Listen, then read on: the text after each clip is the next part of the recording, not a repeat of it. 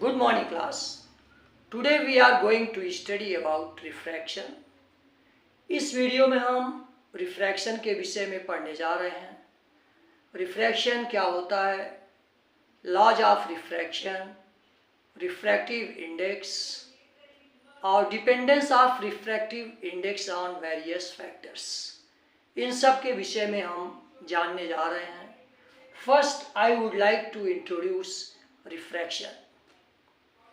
When a ray of light incident obliquely on the surface of a transparent medium deviates from the path, this phenomena is known as refraction. जब light rays किसी भी transparent medium के surface पर obliquely incident होती हैं तो ये अपने रास्ते से जो इसका पथ होता है उससे ये डेविएट हो जाती हैं। इस फिनोमेना को हम रिफ्रैक्शन कहते हैं। और if the rays of light, यहाँ आप देखिए when the rays of light, इसको डिफाइन कैसे करते हैं। When the rays of light incident obliquely, obliquely का मतलब वर्टिकल नहीं, तिरछा, इस तरीके से ऑब्लिक इंसिडेंट होती हैं। When the rays of light incident obliquely on the surface of a transparent medium, ये मीडियम आपका ट्रांसपेरेंट होना चाहिए, changes the path, this phenomena is known as refraction. जैसे ये रेज ऑफ लाइट हैं, इनको जाना इस पथ से चाहिए, लेकिन जब ये एक मीडियम से दूसरे मीडियम में आती हैं तो अपने रास्ते को चेंज कर देती हैं। ये फिनोमेना रिफ्रैक्शन कहलाता है। When the rays of light passes from rare medium to dense medium, this is rare medium and this is dense medium, they bend towards normal. अगर रेयर से डेंस में आती हैं तो ये नॉर्मल होता है और इस तरफ न जाके ये नॉर्मल की तरफ वेंट हो जाती है। When the rays of light passes from rare medium to dense medium, went towards normal, ये नॉर्मल है, इस रास्ते से न जाकर के ये नॉर्मल की तरफ मुड़ जाती है। Similarly, when the rays of light passes from dense medium to rare medium, अगर ये डेंस से रेयर में आती हैं तो ये नॉर्मल से दूर हट जाती हैं और ये आपका होता है डेंस मीडियम टू रेयर। ये आपका नॉर्मल है और नॉर्मल से ये दूर हट जाती है। तो इस तरह से रिफ्रैक्शन आपको बताया गया। When the rays of light passes, when the rays of light incident obliquely on the surface of a transparent medium changes its path, this phenomena is known as refraction. When rays of light passes from rare medium to dense medium, they went towards normal, and when passes from dense medium to rare medium, they bent away from the normal, और ये normal से दूर हट जाती हैं। अब इस process में नॉर्मल की तरफ मुड़ जाती है।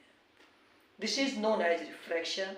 लॉज ऑफ रिफ्रैक्शन में आपका फर्स्ट लॉ आपको ये बताया गया। फर्स्ट लॉ में incident ray, refracted ray and normal all lie in same plane at the point of incidence. Point of incidence पर incident ray, refracted ray and normal all lie in same plane. इसको हिंदी में आप देखिए, point of incidence पर incident ray, ये incident ray है, refracted ray and normal all lie in same plane. This is the first law. Second law इसका है, आप इसको नोट कर लेंगे। Second law, angle of sine of angle of incidence और ये है एंगल ऑफ रिफ्रैक्शन। दूसरा नियम है ratio of sine of angle of incidence, ratio of sine of angle of incidence to sine of angle of refraction. पढ़ने का तरीका, ratio of sine of angle of incidence to sine of angle of refraction is always constant and this constant is known as refractive index. Again, ratio of sine of angle of incidence to sine of angle of refraction for a pair of medium, किसी pair के लिए ही है, for a pair of medium is always constant and this constant is known as refractive index. इसको लिखते हैं sin I upon sin R equal to refractive index को mu से लिखते हैं, this is constant. Refractive index is also defined in terms of their relative velocities. When ray of light passes from air to medium, from air to any medium, then this constant is known as absolute refractive index. When first medium is air and second is any medium, then it is known as absolute refractive index. इसको हम कहते हैं absolute refractive index.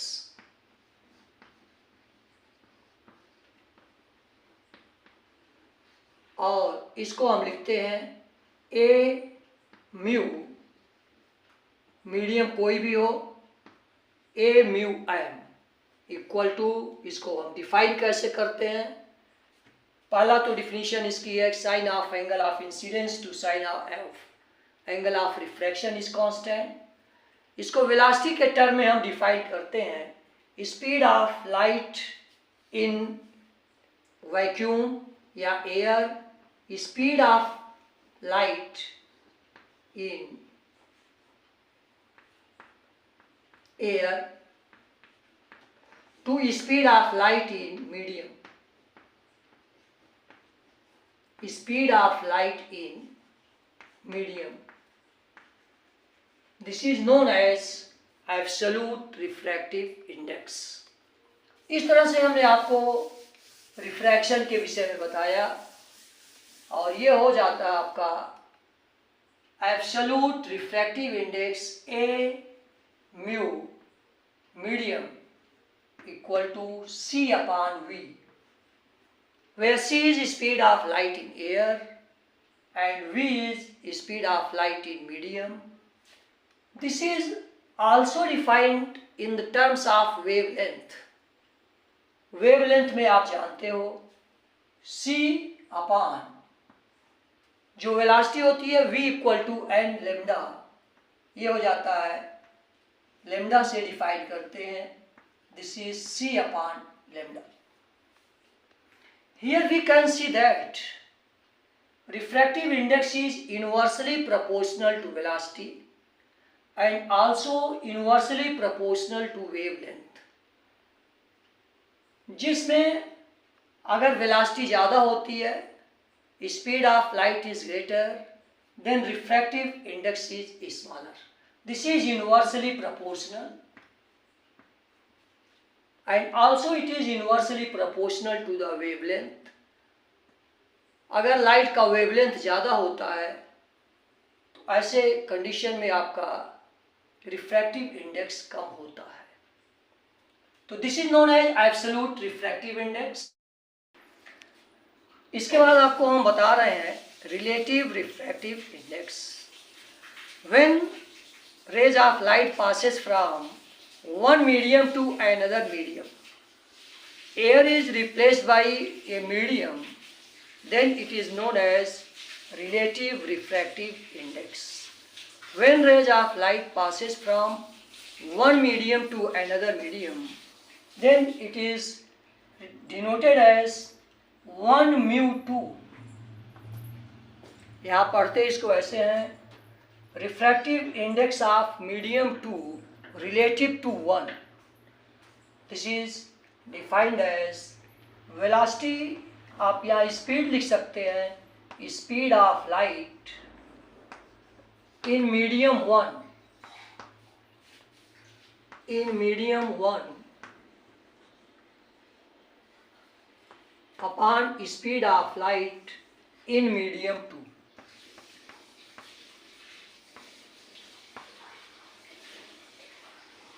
In medium 2. यहाँ देखिए जो पढ़ने का तरीका है, इस relative refractive index of medium 2 relative to 1, तो जिसको हम रिलेटिव में निकालते हैं वो आपका नीचे होता है, यहाँ ये ध्यान देना है. This is universally proportional to speed of light and we can write this v1 upon v2, where v1 is speed of light in medium 1 and v2 is speed of light in medium 2.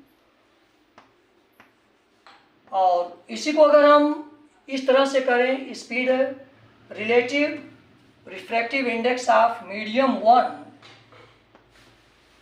Relative to 2, relative refractive index of medium 1 with respect to 2, then we can write this v2 upon v1. इस तरह से जो हम ज्ञात करते हैं relative refractive index, जिसके respect में हम ज्ञात करते हैं वो वेलोसिटी नीचे होती है, इनवर्सली प्रोपोर्शनल होती है. It is also inversely proportional to wavelength. We can write this 1 mu 2 upon lambda 1 upon lambda 2. Similarly, 2 mu 1 equal to lambda 2 upon lambda 1. इसमें आपसे क्वेश्चन जो पूछे जाते हैं, वेलोसिटी पर आपसे जो क्वेश्चन पूछे जाएंगे कि मान लीजिए कि रेज ऑफ लाइट जिस मीडियम में फास्ट, उसकी स्पीड फास्ट होती है, उसका रिफ्रैक्टिव इंडेक्स जो होता है वो कम होता है क्योंकि ये इन्वर्सली प्रोपोर्शनल होता है, और जिस मीडियम में स्पीड कम होती है उसका रिफ्रैक्टिव इंडेक्स ज़्यादा होता है. सिमिलरली वेवलेंथ के लिए भी ऐसा ही होता है. दूसरा, कलर के रिस्पेक्ट में आपसे जब पूछा जाए क्वेश्चन, ऐसा पूछा जा सकता है, तो wavelength of violet colour is smallest. Wavelength से जब आपसे क्वेश्चन पूछा जाएगा, wavelength of violet colour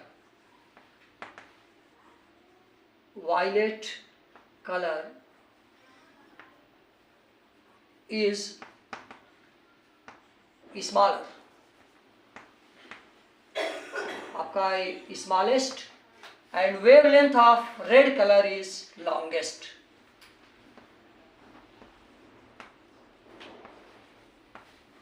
red colour का जो वेवलेंथ होता है वो आपका लॉन्गेस्ट होता है, इज लॉन्गेस्ट. इसमें जो क्वेश्चन आपका बनता है, अगर रेड कलर किसी भी मीडियम में अगर पास किया जाता है तो उसके लिए रिफ्रैक्टिव इंडेक्स कम होगा क्योंकि इन्वर्सली प्रोपोर्शनल होता है. अगर वायलेट कलर पास किया जाता है तो उसके लिए रिफ्रैक्टिव इंडेक्स सबसे ज़्यादा होता है. इसी तरह से बीच के कलर आपके जो होते हैं, ब्लू हो गया, ग्रीन हो गया, इसी ऑर्डर में हम आंसर देखते हैं. ब्लू कलर के लिए रिफ्रैक्टिव इंडेक्स ज़्यादा होगा कि रेड कलर के लिए, तो आपने बताना है कि रेड कलर का जो है सबसे कम होता है और ब्लू कलर के लिए रिफ्रैक्टिव इंडेक्स ज़्यादा होता है. Principle of reversibility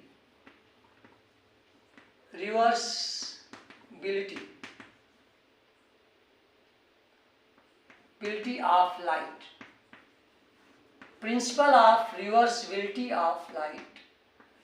If rays of light passes from one medium to another medium. कोई भी मीडियम है ये आपका मीडियम 1, दिस इज मीडियम 2, और ये मान लीजिए कि ये रेयर है और ये डेंस है, तो इस तरह से नॉर्मल की तरफ बेंड हो जाती है। This is angle of incidence and angle of refraction. We know that 1 mu 2, light passes from medium 1 to 2 sin I upon sin R. If rays of light reversed from medium to medium 1, यदि light rays को हम medium 2 से medium 1 में pass करते हैं, this relation becomes 2 mu 1 equal to आपका ये फिर एंगल ऑफ इंसिडेंस हो जाता है और एंगल ऑफ रिफ्रैक्शन होता है। This is written as sine R upon sine I। Multiplying 1 and 2,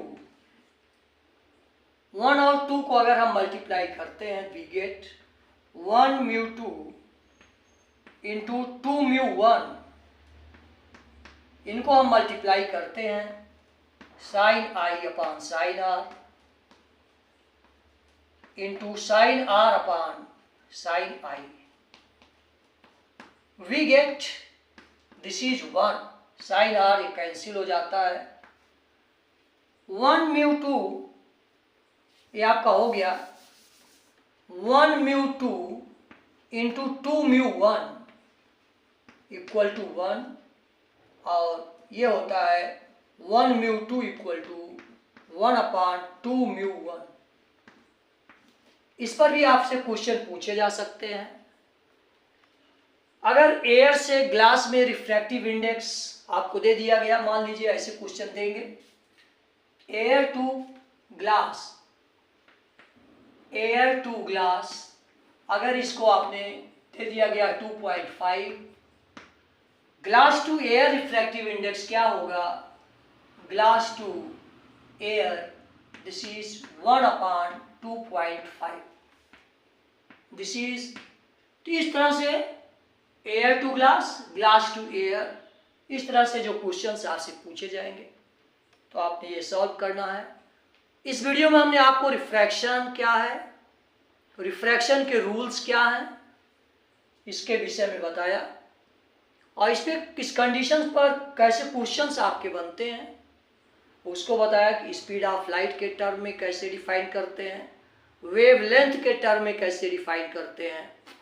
wavelength में आपसे क्वेश्चन इस तरह से भी पूछा जा सकता है,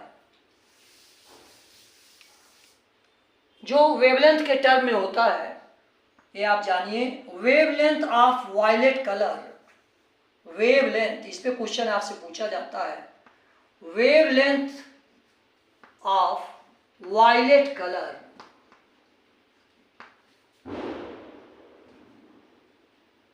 ये जो होता है स्मॉलेस्ट होता है, और वो वेवलेंथ ऑफ रेड कलर, ये जो 7 कलर्स होते हैं उसमें रेड कलर का सबसे स्मॉलर होता है, स्मॉलेस्ट, और रेड कलर का वेवलेंथ लार्जेस्ट होता है। किसी भी मीडियम में जब रेड कलर जाएगा, रेड कलर की लाइट पास करती है, तो उसका रिफ्रैक्टिव इंडेक्स रेड कलर के लिए कम होगा, क्योंकि इन्वर्सली प्रोपोर्शनल होता है। रेड कलर का वेवलेंथ लार्जेस्ट है, इस कलर के लिए रिफ्लेक्टिव इंडेक्स मिनिमम होगा, और वायलेट कलर के लिए रिफ्रैक्टिव इंडेक्स मैक्सिमम होगा। इस तरह से आपके क्वेश्चंस पूछे जा सकते हैं, और आपको हमने डिस्क्राइब किया है। उम्मीद करते हैं कि आपको हमारा वीडियो बहुत पसंद आया होगा। आप इसको ज़्यादा से ज़्यादा लाइक, सब्सक्राइब और शेयर करें, बेल आइकन का बटन दबाएं ताकि आपको नोटिफिकेशंस मिलते रहें। नोट्स टेलीग्राम चैनल पर आपको मिल जाएंगे।